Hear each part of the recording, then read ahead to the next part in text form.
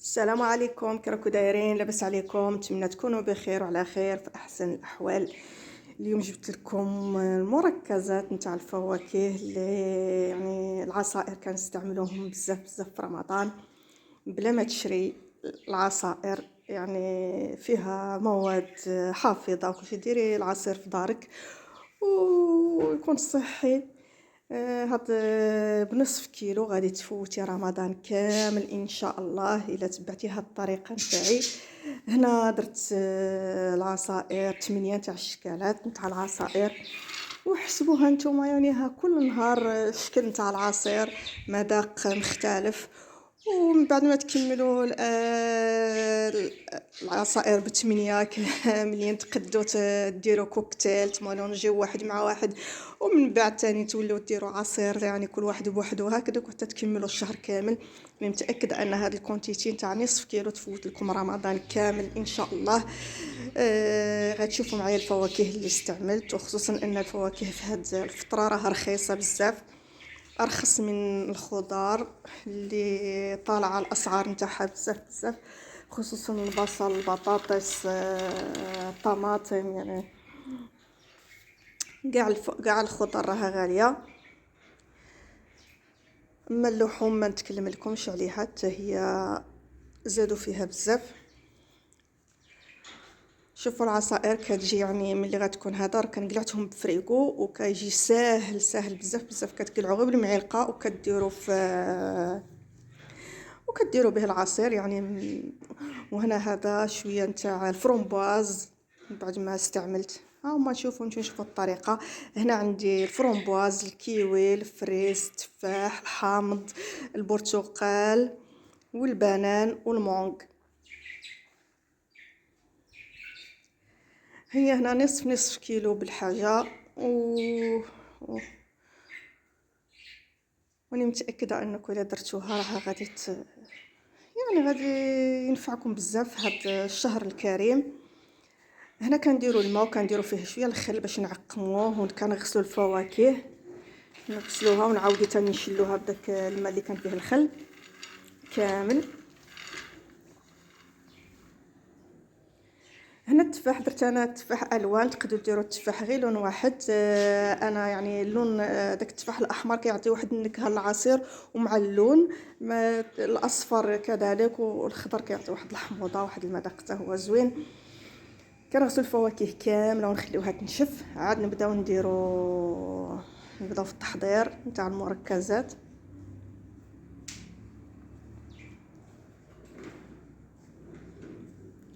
وهاد الحامض والبرتقال خص ضروري ما تغسلوهم مزيان مزيان، ما يبقاوش فيهم دوك الحبيبات الكحل هكا اللي كيكونوا لاصقين. وهنا غادي نبداو اول عصير، غادي نديرو عصير تاع الحامض، مكونات بسيطه يعني. وغادي داك الحامض كامل اللي عندي غادي نحكو نبشرو هكا، نقلعوا له ديك القشره الصفراء فقط، ما نديروش البيضه باش ما تجيش فيه المروره. وملي غادي نبشروه هو غادي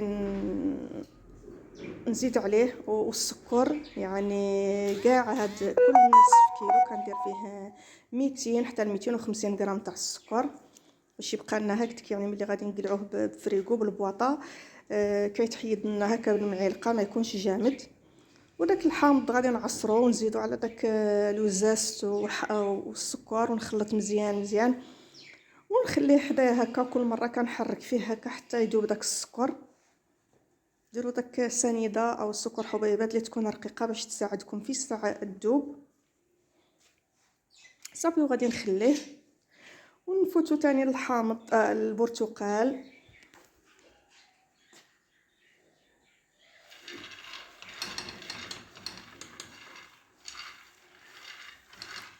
حتى هو غادي نبشروه بهذه الطريقه، نقلعوا له غير ديك القشره كاملين، نبشروهم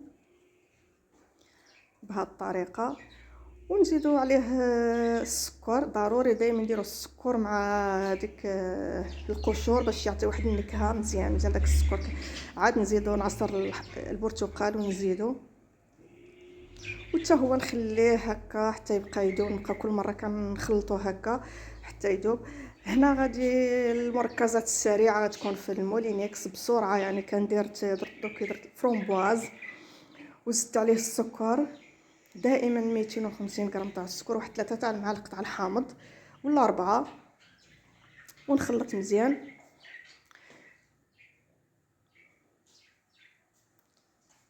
هنا هاد الكونتيتي راها يعني هنا غير 250 غرام، وانا زدت يعني زدت ديك البواطه اللي كنت شريتها خرج لي فيها غير هكذا، وزدت وحده خرج لي فيها 400 غرام.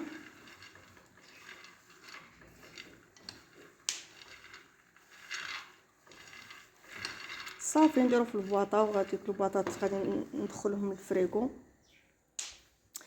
وهنا بلا ما نغسل المولينيكس لان نفس الفاكهه يعني فرومبواز والفريز، درت قطعت الفريز في المولينيكس، وغادي نزيد عليه السكر والحامض ونطحنو حتى هو. يعني هادو هما السريعين اللي ماطلين بحال الحامض والبرتقال. كان يعني كل مره كنخلطو حتى كيذوب السكر، ولكن هادو سريعين بسرعه كيوجدوا.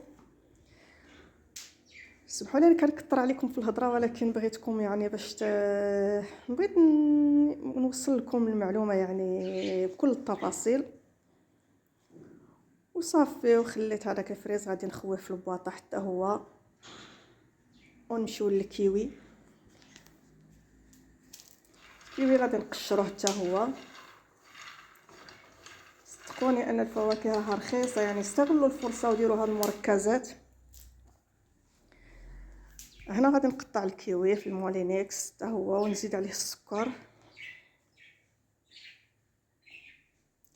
اذا درتو كيلو غديروا 500 غرام تاع السكر ولا 450 غرام، ولا درتو نصف كيلو ديروا هذه الكميه اللي نقول لكم.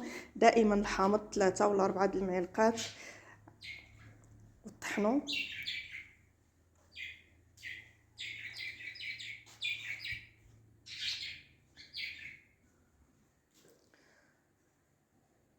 وهنا التفاح غادي حتى هو غادي وراه مغسول ومنقي، وغادي نقطعوه بها بالقشره، بالقشره نتاعو، يعني ما تحيدولوش القشره.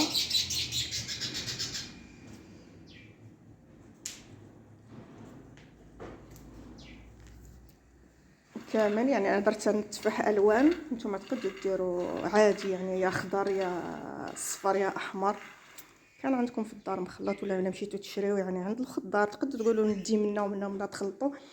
نزيد عليه ديك الكميه نتاع السكر اللي هي 250 غرام، ونزيد عليه واحد الكاس تاع الماء، حطيت يغطى لي التفاح، وواحد الكاس تاع الحامض. صافي ونديرو فوق النار يغلى حتى نشوف داك التفاح نختش فيها كنتلاقاه صافي طاب بهذه الطريقه.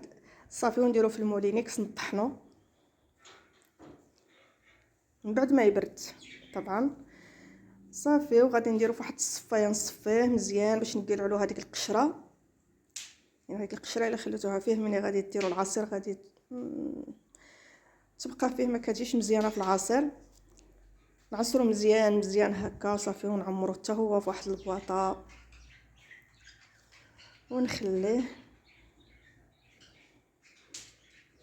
ها هو العصير كيجي ثقيل يعني كيجي زوين. كلشي هاد المركزات يعني تنفعنا في رمضان بزاف بزاف.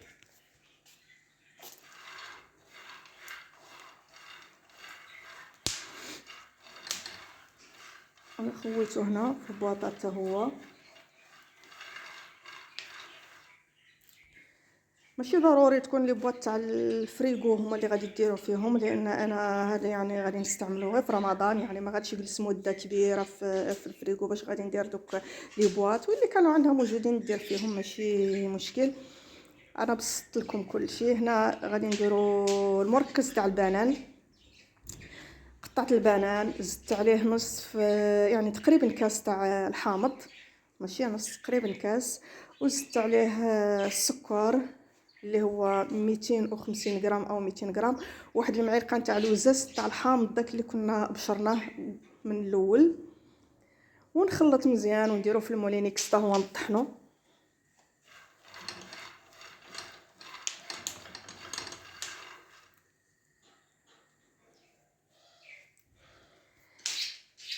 وها هو بعد ما طحناه هو هاد الموز راه ما غادي ما يتاكسد ما والو، ما يكحل ما والو، ملي تقلعوه في الثلاجه تلقاوه هو يعني، لانه درنا فيه الحامض. ضروري من الحامض يكون كاس تاع العنبه،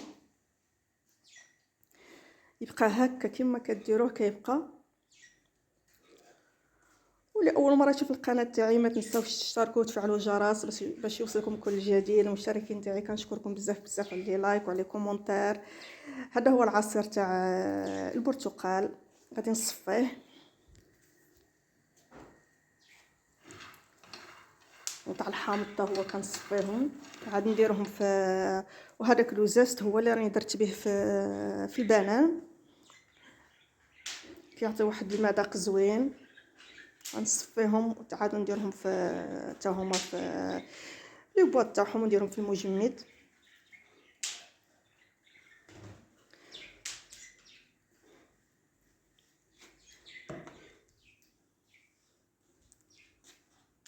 كنصفيهم مزيان مزيان هكا، نهودو كاع داك المركز.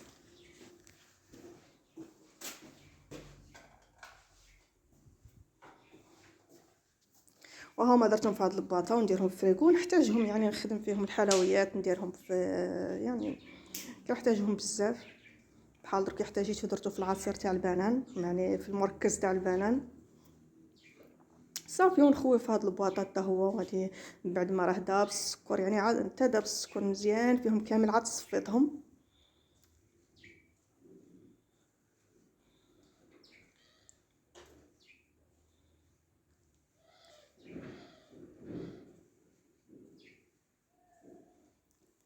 صدقوني هاد العصائر يعني الا درتوها راه غادي تنفعكم بزاف بزاف في الشهر الكريم. الله يدخلوا علينا ان شاء الله يا ربي، وعليكم بالصحه والهنا، وباش تمنيتو كاملين ونصوموا لا فاقدين ولا مفقودين يا رب. المونغ هيا المونغ يعني كنت شريت وحده من قبل، ولكن اللي حليتها لقيتها ماشي زينه، كحله لداخل. وجبت وحده اخرى عاد وصورتها معكم، وفعلا هاد الوحده طلعت رائعه زوينه بزاف بزاف، والمذاق تاعها رائع، وداك العصير تاع حاجه زوين بزاف بزاف. يعني صدقوني ديروا العصير تاع المونغ راه غيجي زوين بزاف بزاف، خصوصا الا كانت خرجت لكم زوينه. يعني هاد شروها شويه طيبه، ما تشريوهاش ديك اللي تكون قاصحه خضراء. شوف غير وحده تبارك الله ما شاء الله، يعني كان فيها فايت 500 غرام، عمرت لي زوج زلافات او غرفيه حنا كنقولوا. هما نديرها درتهم في المولينيكس ونزيد عليهم السكر حتى هما، ونزيد عليهم الحامض. درت هنا حامضه معصوره، انا حامضه وحده شويه كبيره،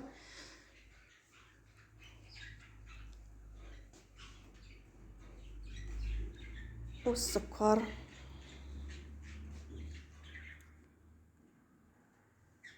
وصافي حتى هو غادي نخويه في البواطه.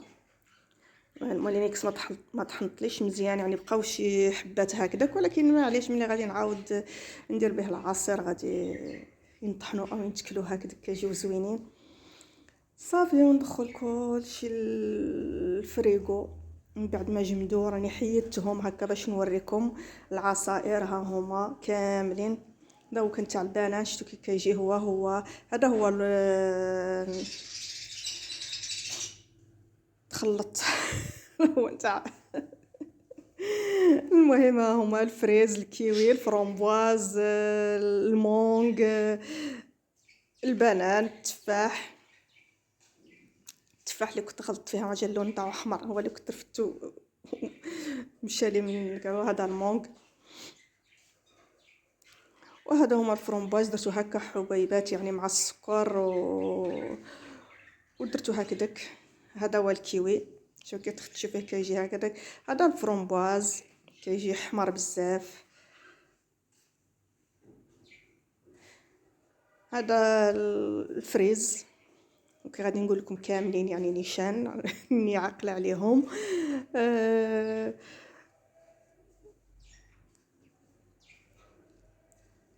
وهذا هو البنان،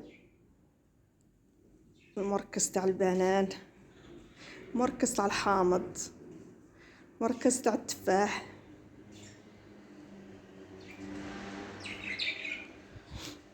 المهم هادو هما المركزات اللي انا خدمتها، نتمنى تجربوها وتعجبكم حتى نتوما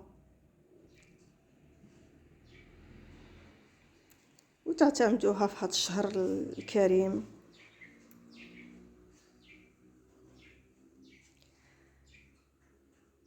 ونتمنى تكون ما طولتش عليكم وهذا الفيديو يكون فيه افاده لكم، والسلام عليكم ورحمه الله. الى فيديو لاحق.